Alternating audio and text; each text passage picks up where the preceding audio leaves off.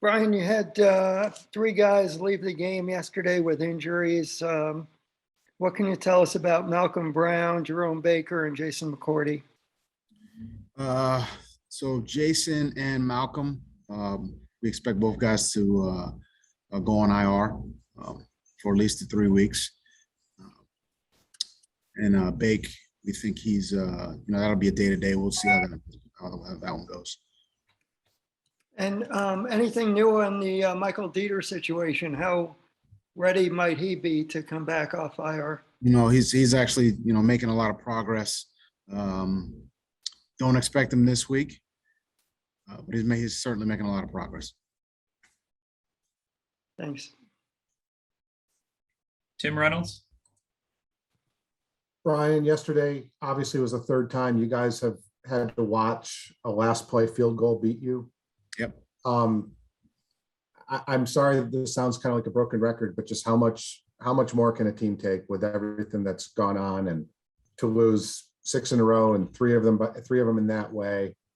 How concerned are you for the psyche and all that comes with that from this group?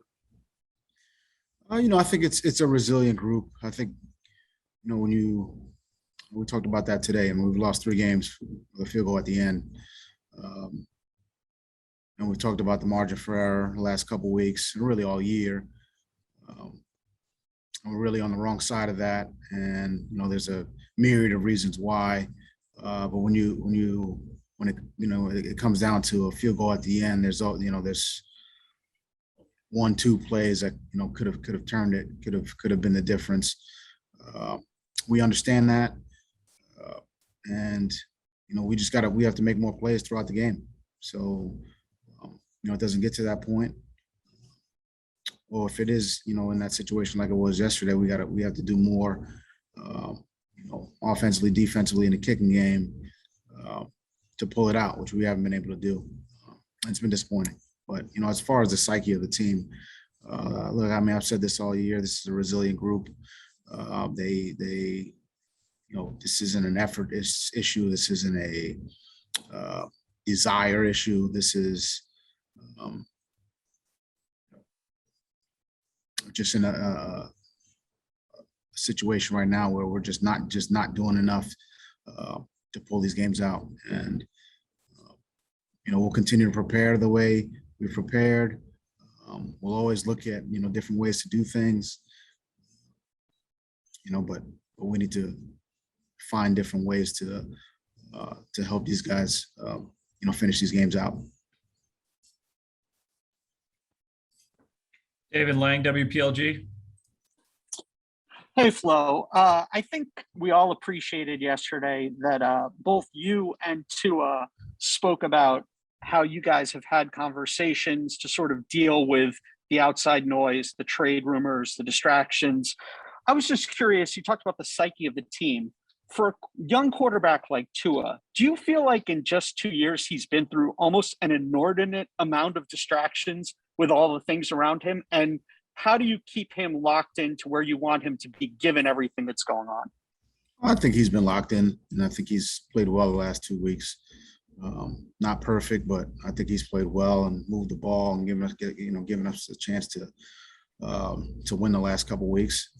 We haven't been able to pull it out, but I think his psyche, he's in a good frame of mind. He's dealt with a lot the last couple years with the hip and obviously last year being a COVID season and not having normal training camp or OTAs, and then this season with another injury. So he's dealt with some adversity. He's overcome it. And I think he's doing a lot of good things and putting us in good positions. David Furones, Sun Sentinel. Hi, Flo. Will Fuller, where does he stand in his recovery as he's now eligible to be removed off IR if he's healthy? It's been the 3 weeks now. Yeah, Will's also doing everything he can to get back as soon as he can. I don't think it'll be this week, but I think we're getting closer. Okay. I also wanted to ask about Sheldrick Redwine. reports out that the team picked him up. Obviously, now we know Jason McCourty said is going on IR. So what he can bring to the team. I think a young player, young safety, was in Cleveland for a couple of years. Thought he had some. I think we had some love for him coming out, and I think he's got some ability. We'll get him here, kind of teach him the system, and try to get him going. Plays in the kicking game as well, so we'll see. You got to get him here and get him going. Cam Wolf. Flo, I know you've talked to us in the past about development of players being important to you. I'm curious now, I guess 12 full games for Tua. How would you evaluate the job maybe you guys have done as a staff helping him develop? I think he's getting better. I think he's getting that better every time he steps on the field. I think he's pushing the ball down the field more. I think he's making better decisions. I think he's making quicker decisions. I think he's doing a lot of things. Look, it's 12. It's a small sample size, but every time he steps out there, I think he's. I see progress. I saw that yesterday for sure. And I think one of the things, I think he showed some grit and some growth, dealing with some adversity, dealing with a couple of interceptions, and then coming back and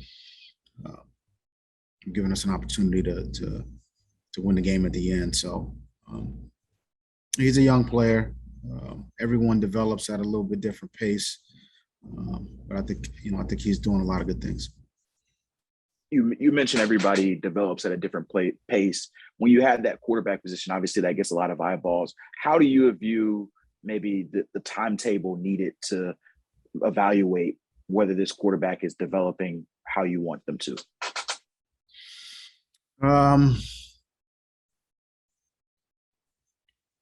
I don't know if I thought about it from that standpoint. Look, I think we've had close to, let's call it a year and a half with Tua, and it's been an unusual kind of year and a half for a number of reasons. He's coming off the hip.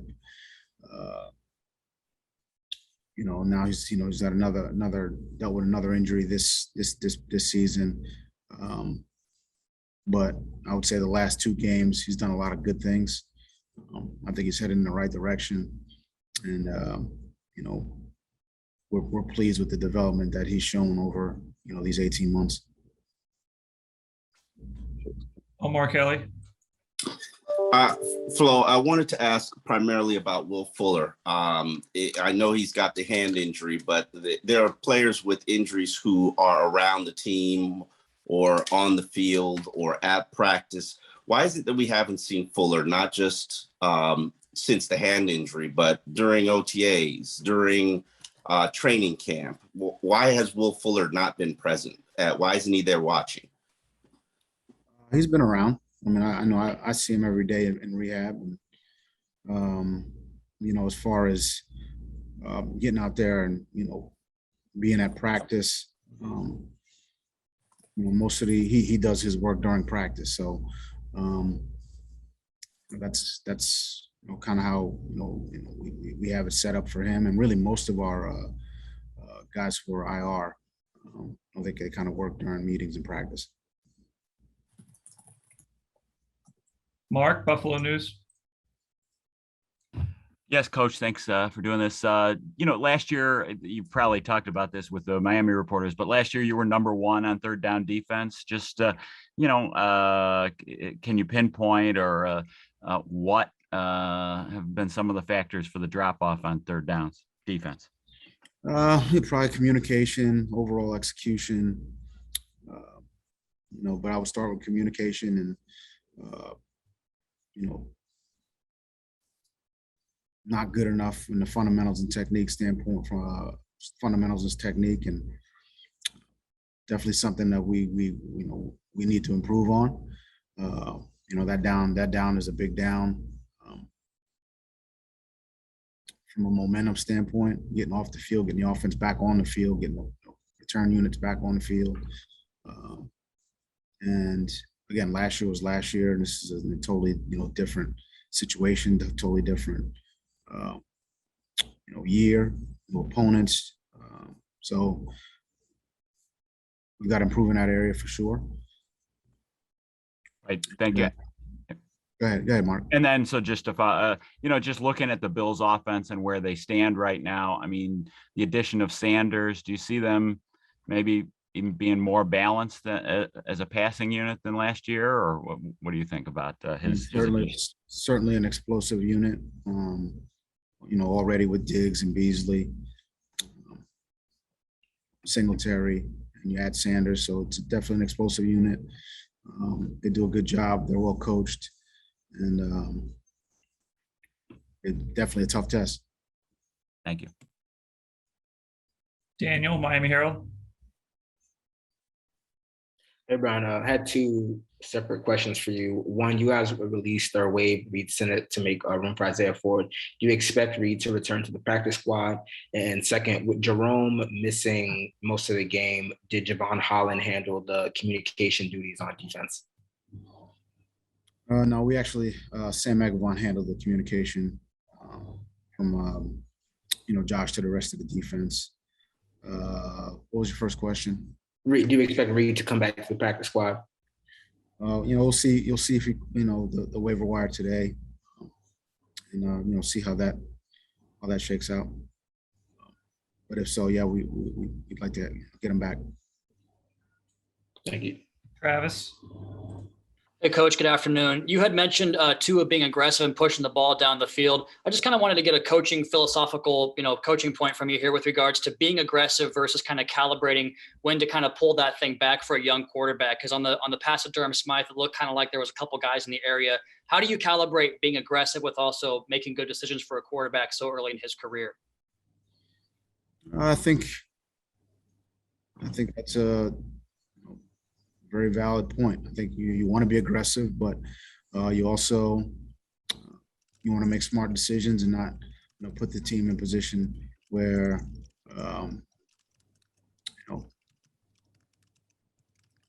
you could potentially turn the ball over or create a negative play. So that's a fine balance. I think every quarterback kind of goes through that thought process. I think a lot of it is based on what defense you're seeing, the players you have on the field, and I think a lot of it is based on how you practice it. I think if you can see those areas of the field where you can create some chunk plays, and you hit them in practice, and you have an opportunity to hit them in a game if you get the same look. So it's something we practice, something we try to put an emphasis on, and then players got to go out there and execute. If I could just follow up on that real quick, Tua talked about being a miscommunication on that particular throw. Is that something where there's a sight adjustment post snap where they can kind of both read something and make an adjustment based upon the original call?